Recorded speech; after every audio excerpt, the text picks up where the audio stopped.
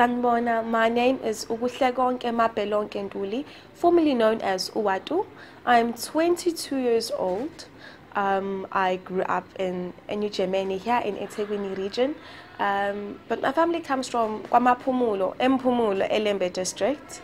I am currently studying towards my master's in housing at UKZN. My undergrad qualification is Geography and Environmental Management, again from UKZN Howard College. I come from a family of 8 siblings, grew up with both my parents, and 5 girls, so it's quite a feminine space. And yeah, it's been a happy childhood. For the year 2016 and 2017, I was the UKZN Howard College SRC president, and it's been quite an experience, noting that I was the second female president from this campus at UKZN. So it was quite an honor, but more than anything, a task bigger than many would, bigger than myself at times, but a collective was always necessary to execute many of the tasks of helping other students. My style of leadership was inspired from a very young age by my father, because he was also a student leader when he was studying towards his teaching qualification. But mainly, I started leading from high school as a prefect, as a monitor, throughout, and so my essence of leadership actually comes from home, coming back home where my dad mentors me and my siblings. So yeah, but when coming into our institution, we were surrounded by many phenomenal leaders, and many had left, so we'd engage with them in political surroundings. But the first one who inspired me ideologically would be Umlaudi Wasekake, the spokesperson nationally for the Young Communist League. And I think his selfless leadership exhibited every single day, where it wasn't about asset acquisition when you're in leadership, but merely just helping other people and inspiring them ideologically and to be selfless each and every day. But when we talk about female leaders who inspired me to actually believe that I'm capable of being a president each and every day, even when it was the rough days politically, would be Ntuli, my sister, Unoma Ntuli, the former finance and projects on the SRC 2016, and Usansha, the deputy president, and they were all leading in the same year. Women who were united and wanted to make a difference, believing in each and every woman who was in the SRC in my term of office really did make a difference. And so they inspired me to believe that women, you are possible, and that's when the Amandla hashtag started. Nationally, one can never leave out Uba Velile, the first female president at UKZN, who is now the deputy chairperson of the NYDA, who's always there mentoring and guiding and inspiring us to be better and do better as young political female activists in this institution. But one can never forget Uwini Madikizela Mandela, existing in a very masculine space, but was never defined by her gender, but by her abilities and the caliber of leadership that she exhibited in terms of commanding respect, but more than anything, delivering South Africa towards liberation. And so no one ever said, but she was a woman and that's why she got her positions. And I think that is why I admire her so much, because even though she was a woman, she never neglected the fact that she's a woman and she's still capable, even though she is a woman. Women leadership, especially women student leadership, has come an exceptionally long way, and that is due to policy set by our organizations which deploy us into leadership. So, for example, SASCO has a 50-50 gender quota. Equally, the African National Congress, which is leading us nationally, has a gender quota. So in terms of women representation, I think that we've been represented, and it's been for some time. But the quest has then been for representation in strategic leadership positions, where the decisions are made with the executives, where we find ourselves sitting with the VC now. We sit with the VC, we sit with the executive directors, and such an opportunity comes usually when you are president or when you are the SG, and those are formally known positions for just male leaders. And so I think that we've come a very long way in terms of finding, even across other organizations, whether it's religious-based or cultural-based, clubs and societies where the chairperson is a woman, even nationally. So it makes us really proud. But it also creates a connection or a link of us women within those setups to support each other and to also mentor other women who also want to be in these positions or also want to have an equal opportunity to be in leadership. For example, in presidency, we've been telling young girls that you're capable, you will do it, and so Amandla, you can do it. One can't then negate the fact that we're always trying to address the one of patriarchy each and every time, understanding the differences between our genders as women, and we're not just, you know, one thing. We have different personalities and different ways of doing things as women. And so there's always this constant fight for us to be a woman the way in which people define us. And so there's a non-female way of leading at times, especially politically, and there's a non-female way of doing things. And women have been known to be emotional, always crying, and can't deal with conflict. And that has proven to be a lie, especially when you're finding more and more women occupying strategic positions in different sectors. And so one has to start challenging these of, just because someone is a woman does not mean that we must all embody the same principles and morals. But there's always the notion that within our spaces, especially in student activism, can we all then articulate the one of being anti-patriarchy? And that's not the case, because some women have grown up within a space whereby they've been protected and you know, groomed by other male cadres. And so to then say, I want to exist amongst other female leaders is something that they can't relate to. And so the more female leaders in which we have, I think that we need to then start moving towards a position of saying that every female leader must unite and we must have a common goal of, now that I'm president, what am I actually doing about being a female? And so articulating issues of gender and female representation within all sectors, within the institution as well. I think one of the key things that we need to embody as female leaders, and it's not just about gender of, yes, it's a female president, do whatever you want, but because we are representing other women, can we identify with women's struggles? Can we identify with women from different cultures? And more than just identifying, but can we articulate their issues as if they are our own? Because that's what women expect us to do when I'm a female president. It's not just about me, but the millions of different women, those who are coming from the suburbs, those who are coming from even Ep1, you know that we have different cultures, different languages as well. And so when you're a female president or when you're a female leader, you have to start embodying and understanding the different issues and the different ways in which we express our culture. Another topic in which has been big in my presidency is that when you're a woman, don't just accept whatever comes your way. Be very selective of how you brand yourself, because sometimes you might just, you know, do things, but you're actually, you know, working against what so many other women have worked towards. I've been privileged more than anything to have been supported by women more than anyone within my presidency.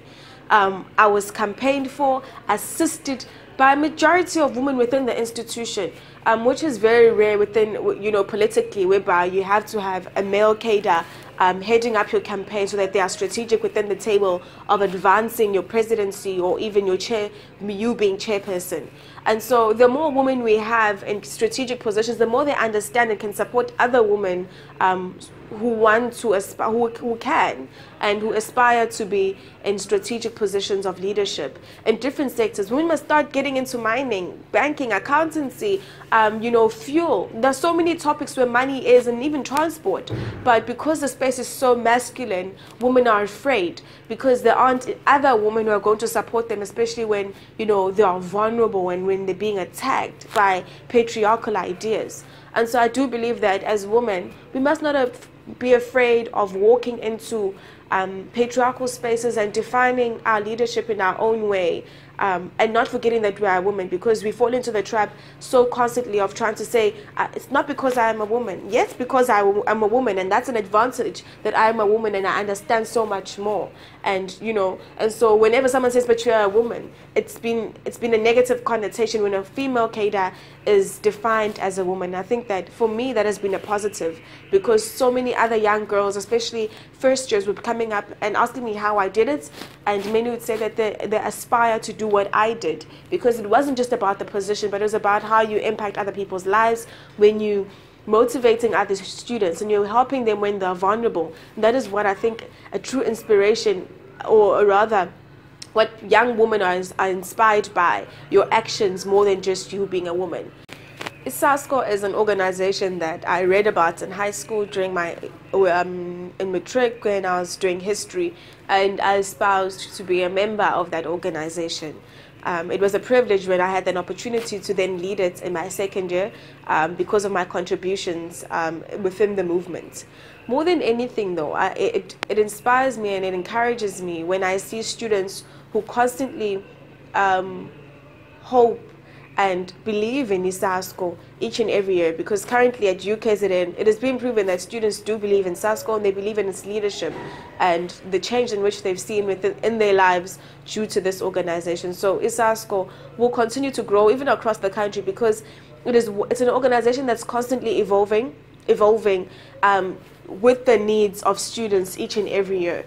And I think the one thing that they've been articulating over a decade is the one of free education. Until today, they have not neglected that, because they understand that the kids of Ingane working class can't afford education. Even the child of a teacher can't afford an education, and so that is why it should be an education, a free education for all, as opposed to just saying for those who are in need. But more than anything, I think that they will grow in numbers, especially with the first years who are coming in, because they're always at the forefront, especially in January, February, and March, assisting students selflessly. So they don't get paid, but they volunteer and they stay on campus assisting the SRC to assist students. And so I've seen students believe in it. It has helped me, even though I'm a student leader, but SASCO has been there for so many people. One would even think that SASCO is a human because of the way in which I feel about it, and the way I've seen students and other activists express how SASCO has contributed towards their careers, their lives, but more than anything, towards their family, because the exclusion of a student due to financial neediness or even academic failure is hurting our communities and our families. But SASCO has been there as the vanguard and the main vanguard of students for years and years and years. And so one does believe that it's got a bright and gigantic future within the institutions of higher learning. So any student who wants to see students getting help, but more than anything, to see transformation within our institutions of higher learning, should believe that SASCO will be the one who's going to get them there. Have I done enough as an SRC president within my term of office? I think that one always wishes that they can do more. A year is never enough to fight for students, and that's why we are in the revolution for a lifetime. But being in the SRC is only a privilege because you get to advance student interests to a larger extent, more than just helping one student, but you can sit in meetings and policy formation meetings which have a larger impact within the institution at large. And so I've had that privilege of ensuring that even though we might not see the change today, but next year when the next SRC starts their term of office, they will, the change will be there, and it's positive change. One of the things that were closest to my heart was ensuring that students never suffered. And that was mainly psychologically and emotionally, because we always misdiagnose the failures of students within the institution of higher learning.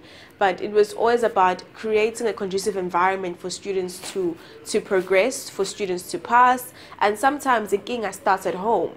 And so sometimes we have to then fix the psychology department, student services department, which assists students with their psychological issues. And there's also makosi like scholen, because we come from diverse families, and a lot of students will be telling you that it's actually a cultural problem or traditional problem of something that's happening back home, and that has to be addressed.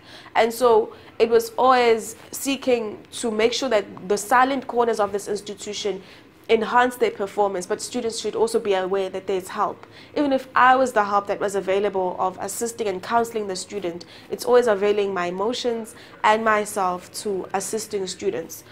It's never enough. A year is never enough to be president. But one of the things that I was lucky and always excited about is that the change was not just for Howard College, but it was for each and every campus, because an SRC president is an ex-official member of the central SRC. Therefore, we sit in all sorts of committees, whether it's Senate, whether it's councils, we're discussing policy, you know, different meetings each and every time with different stakeholders. And that is why I was lucky and I felt so privileged, because we're discussing policy where the issues that we're confronted with as students always are. I'd always want, obviously, to do more, and that is why I can never exit student politics, because it's a lifestyle, it's a calling for me, and I always think that it's a ministry of my own. You know, God has called me into political ministry, whereby I must always make sure that when there are people in need, I help them as a way of, you know, glorifying the kingdom of God. And so, yeah, my life is of service. I remember my campaign slogan was "A leader with a servant's heart," and you'd understand that when you dedicated and you love helping people and you love seeing change, positive change that is in people's lives, it's a lifetime calling. And yeah, so I'll always be there, and I'm still here assisting students each and every time. Yeah, one believes that it's very easy for leaders to only address, you know, majority issues where majority of students are affected by that issue or that problem. But there are minority groups which should receive equal attention, if not more attention than any other group. And one of the most important ones is the disability students, the disability unit, where there are differentially abled students. One sat in the Student Services Council at times with Unati, who was Student Services in my term of office. And so there was always a collaboration in terms of trying to address some of these issues.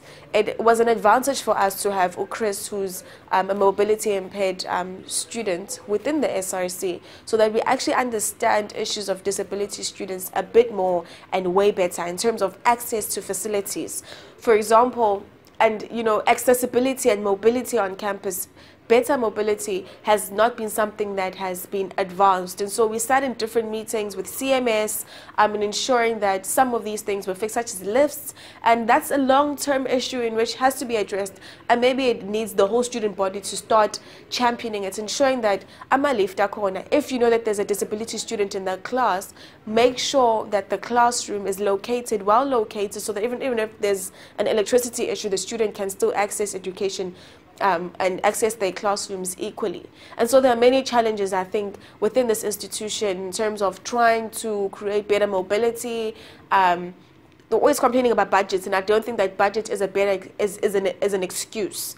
But more than anything, there are also challenges of removing funding for postgraduate disability students, and that's what we were trying to advance as well through the Office of the CAO during our term of office, whereby postgraduate students were not given funding to accommodate their needs, such as maybe getting a helper during their term of study or someone to type out their work for them. And so there's a long way to go. Sometimes we note that the school has been moving back as opposed to moving forward and trying to address the needs of those who are disadvantaged or differentially abled in some aspects within the institution. And so one has to say this on record, that funding for postgraduate disabled students has to come back, and it has to be in par with their needs as disabled students. Access, you know, some of the access to some buildings, the tarring will be, you know, is a danger to our students, and that has to be addressed. But we've been sitting in different committees, and they have put in plans. We've done site visits across the campus, ensuring that we identify these areas. And so hopefully with the incoming SRC, when we do our handover, they will start advancing that and continuing from where we stopped or dropped off. When you're looking at the LGBTI community, I think that the institution at large, I believe that has done an exceptionally good job this year in terms of supporting the programs and creating awareness. I remember in each and every setup when I speak to different groups, whether it's the men's forum, women's forum, or whatever, discussing gender, I always use an example of it's painful to see other leaders in, for example, residences, laughing and victimizing students who they don't identify with in terms of gender, so those who are within the LGBTI community. So victimizing them up until a student is crying and saying that I have to move out of this residence because I feel like my life is threatened. And so even student leaders also have to go a long way in terms of transforming the way in which they think, because we come from very different communities and you might come here with a certain perspective, but it has to change to accommodate the whole of UKZN. So I do believe that in our forums, one has been advancing equality, but more than anything, consciousness, gender consciousness, that gender and gender has to be advanced. There's a gender and sexuality policy which we're busy with throughout the year. So we've been having consultations with the ED, Dr. Matebula, and Chasu and other stakeholders in terms of how can we better the policy for gender representation, sexual harassment within the institution, because that has been a growing issue within our community at UKZN. And so we're still working on the policy. Again, we hope that the incoming SRC will then deliver that policy to the students, and we have had major several stakeholder engagement with the student body from different formations, different clubs and societies. And so I think that our contribution with that regard can go a long way again, because the SRC is not me, but it's a student body, and you know, we can always grow more, do more programs. So yeah, gender consciousness is something that was there, programs were done. People felt a bit more free. When you're looking at before I got into my term of office and when I'm exiting, you're finding that there's more gender expression, where people feel more free, because the SRC is at the forefront of ensuring that students feel free about expressing themselves, freedom of expression, and that is also sexual expression as well within our community. So yeah. Over the years, we've had quite a controversial relationship with our community, whereby community members would say that students are too loud. They wanted to stop buses from entering from gate 1 after hours. So it's been one filled with a lot of tension over the years, but also noting that our students live within the Mbilo, the Glenwood, and even the CBD community. So when we talk about our community as students, it also talks to Ep1 municipality within the CBD. We've had major engagements. As the president, I sat in the community police forum, whereby we're discussing safety, also noting that there was a lot of kidnappings nationally, students being chased by cars, and even students being mugged. And so it was very strategic of us, so rather key, that we take part in being part of the community police forum. And we don't only just see the police when we're striking, but also during the times in which we need them the most, to be a face of protection, our safety, the face of safety and helping us as students throughout the year, and not just when we're striking. So yeah, I think we've had a growing relationship, but also that one needs a lot of work, because our students live within our communes, and so the relationship tends to be one that's not always favorable for those who are living there with their families, who are working night shifts, and students who be walking by. But I think that, you know, there's a lot of growth and there will be lots of room for improvement. One believes that fee increments has been some of our stumbling blocks, as we note that with the increment of fees, our funding packages still have to pay that additional 8% increment, in which had to be paid by students. So to say that fee increment was only for those who could afford was a lie, because it was ripping off some of the students. When you said that there was a shortage of funding, it was because of this increment that had to be carried over by bursary, so that could only fund less students, as opposed to when we'd have the initial fees in which the students had proposed. But in essence, the struggle was never about fee increments or having an increment of fees, but it was about free education. And so we're still engaging the report from the commission, and that can be better articulated, of course, by student leaders once we've engaged it from our various organizations and as an institution and the student body. My contribution, though, with regards to seeing students who did not have funding from January, can never be attributed to myself alone, but it's as of a collective, because the second you say that I did this alone, it would be a lie, because it would take a collective to execute the large task of ensuring that students still have funding, even though we don't have free education in our lifetime. But students are not suffering from our residences from hunger and poverty, but more than anything, students are not financially excluded.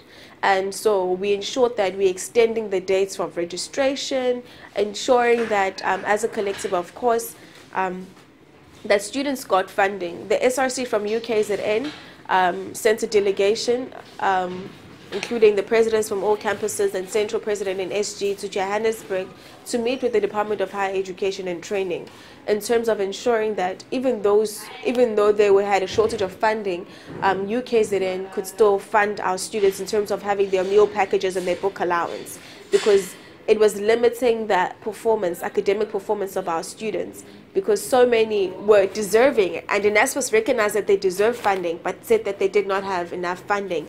And so I think that UKZ and SRC as a collective did a very good job in terms of addressing the one of needy students who did not have funding packages. Again, the Missing Middle grant went a long way in terms of assisting the missing middle students who apparently can afford but can't afford. So a lot of students were owing fees and were going to be financially excluded, but the grant went a long way in terms of assisting students. We ran help desks through the office of the SRC, student services, the presidents, student funding. Everyone was there each and every day, especially January, February, March, in assisting students, ensuring that they've applied for NSFAS, they've applied for the grants, because the grant helps you to not be excluded. But I do have to say that it was a great advantage. The students were more aware of their neediness, so that you don't come in February and say that I didn't apply for anything and this is why my family can't afford to pay. So it did assist that students were coming forward to the SRC and asking for assistance, and the privilege was that we were able to assist a large number of students.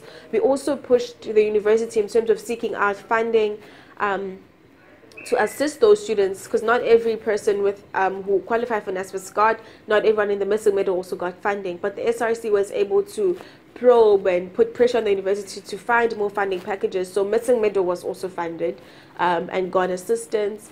You know, APSA also gave in quite a lump sum amount of money in terms of assisting students who were funded by NSFAS but did not get funding packages. So yeah, the VC also came on board in terms of giving us laptops for postgraduate students, because a lot of the people who are still struggling are our postgraduate students, and that is why we're finding a decrease of black academics within the institution of higher learning, because when you're postgraduate, you don't have funding packages, and you always assume that NRF is enough for everyone, which is a lie. But I think we've got a lot of work to do in terms of assisting those who want to embark on postgraduate studies, because we've noted that postgraduate is very important in a lot of key sectors when we want to be professionals, and that is why we have a decrease of black professionals. And so that has to be addressed, that it shouldn't just be for undergraduate students but should also assist postgraduate students across all institutions. If fees must fall, especially at the peak of it last year, towards exams, it was quite an unstable environment for learning, but it was a just cause, because we do believe that it assisted us a long way in terms of ensuring that students are not excluded, especially when I got into my term of office. But when the challenges of student protests is that you're protesting with a large number of students, some of which don't even know you, and some who do know you. And so it's always to ensure that the SRC and student leaders, student political leaders, are the ones leading the protest. Because if you're leading a protest of 25,000 students, you have to ensure that property, especially libraries, are not going to be burnt down. We're finding that there's a continuous culture over the years of burning property, especially when students are angry, to draw media attention. One does find it quite unfair that media focuses on you know, the richer universities, because they're closer to the media houses as well. And so one was finding that at times the burning of property was an attention-seeking strategy by some students who were not maybe politically conscious of how we could be negatively affected by the burning of property on our campuses. But you also have to note that Fees Must Fall was a business opportunity for many in terms of security companies. And so you know, there was also the rumor that the students burned down a library, which was a rumor and a lie, because those buildings had camera surveillance. But till today, for example, our library on Howard College campus, you know, insurance paid out, but we don't believe that students burned down that, because it was secured and was protected and watched by external security companies. And so a lot of people benefit from continuous turmoil. Sponsors, media houses, you know, people are busy. It's a business opportunity. But we do believe that our suffering as students should not be taken for granted, and, you know, must be catered. You know, our needs must be addressed adequately. But burning of property is never acceptable, because we still have to leave it for future generations. And so that's, I think, how the movement was a bit deterred at some point, whereby our parents were angry at us, saying, but why are you burning down property? You must just stop striking, because clearly you don't know what you want.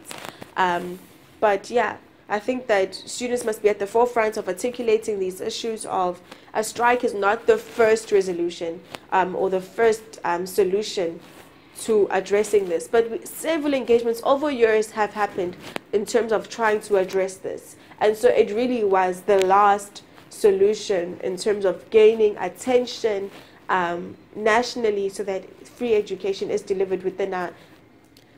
One notes that there's always an issue, especially in January, of firstly funding, and then the second one would be student accommodation. One notes that there's an increasing business of private accommodation, so it also assisted us in terms of referring students to good accommodation around the university. And some students would prefer to live in private accommodation. But in terms of university residents, UKZN has got the largest, Howard College has got the largest number of students living in UKZN accommodation.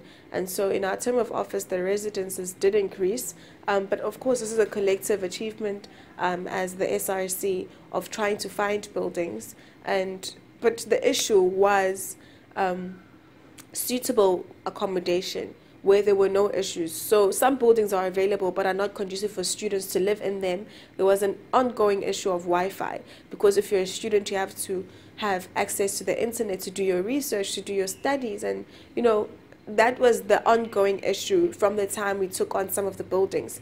And we've been constantly working towards trying to address them. We're doing res visits, res oversights, engaging with the students. And so house comms are very important in terms of trying to address the issues in which we are having within our accommodation at UKZN.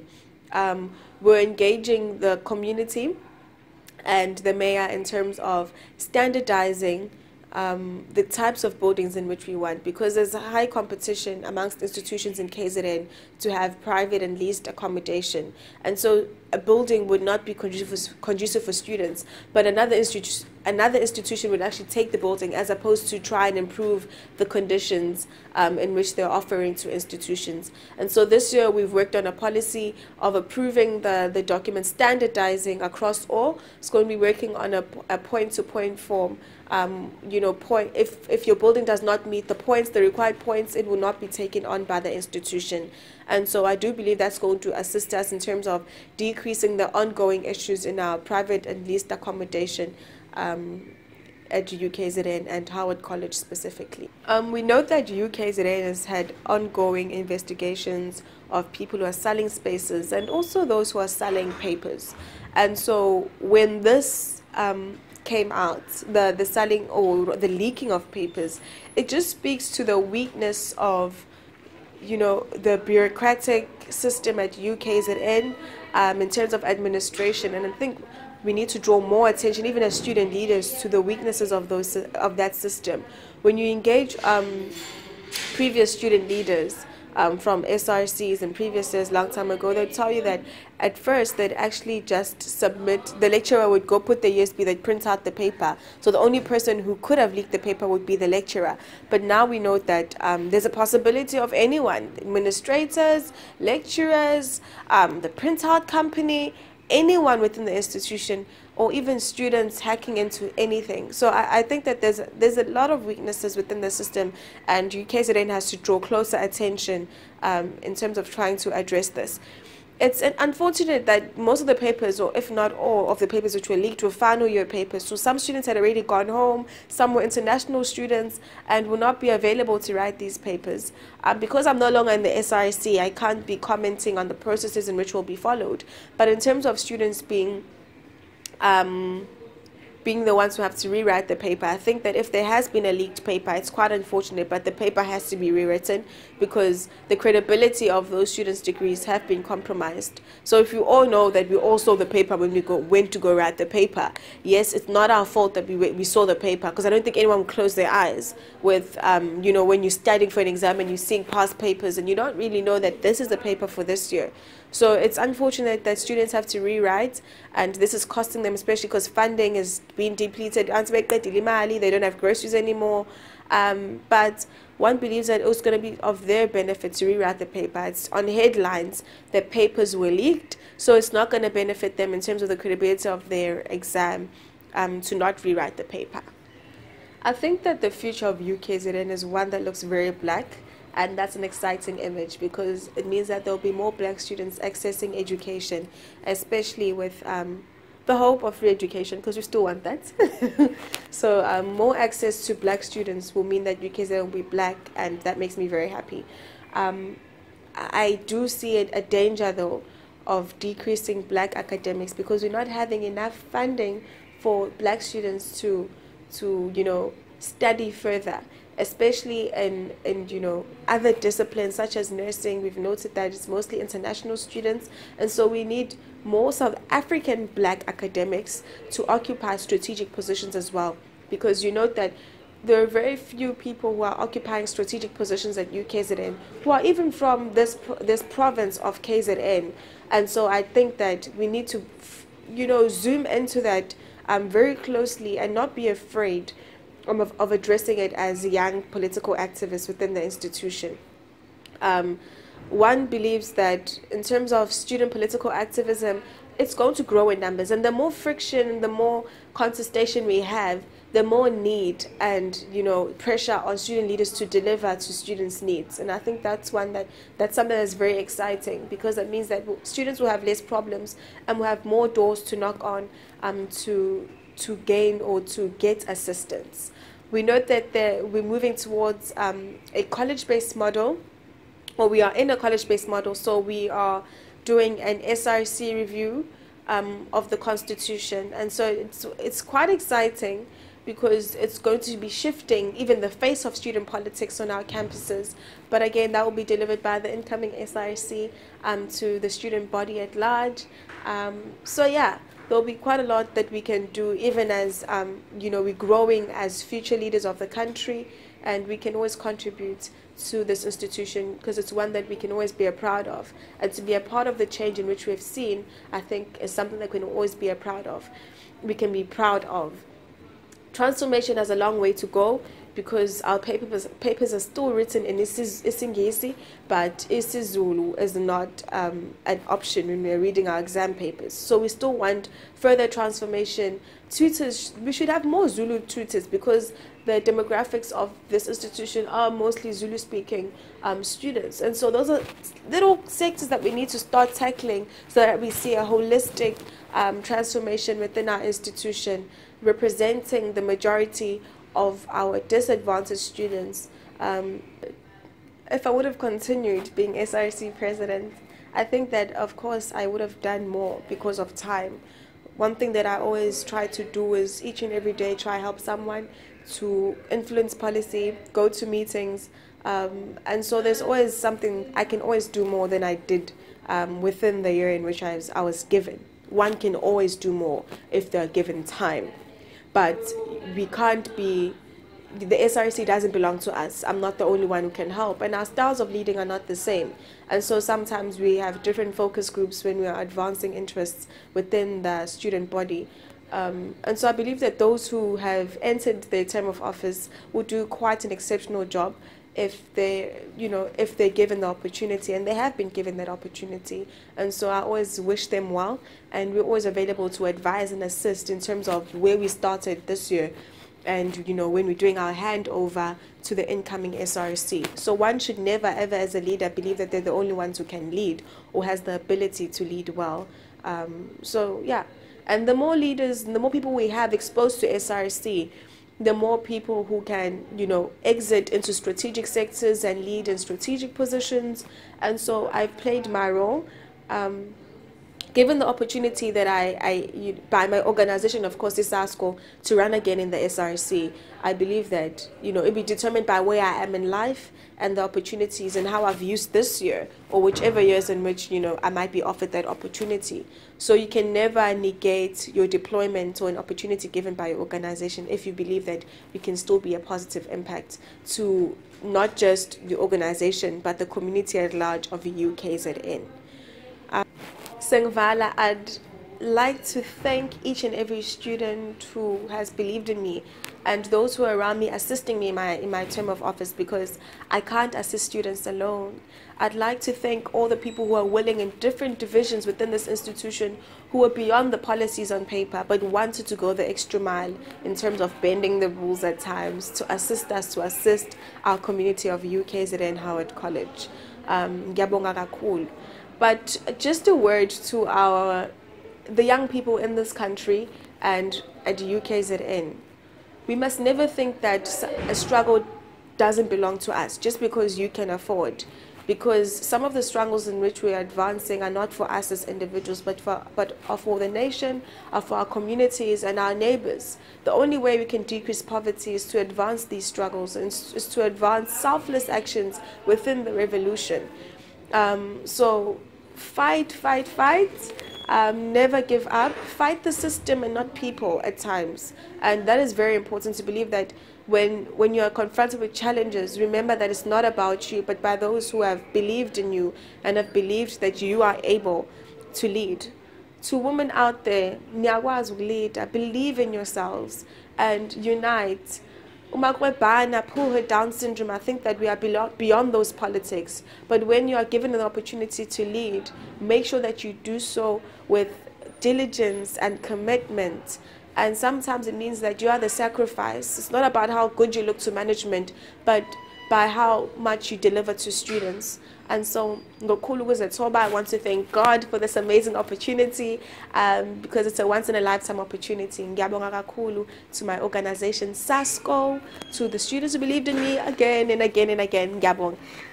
In closing, I'd like to thank Mongameli for being one of those exceptional leaders within the institution who are in the arts, who are constantly within our events, taking pictures and taking pictures of greatness. And ngiyabonga namhlanje that you've given me this opportunity and this interview, of course, because yeah, it's been great sharing my experience with you. Ngiyabonga Mongameli, and I wish you all the best with your career and your studies.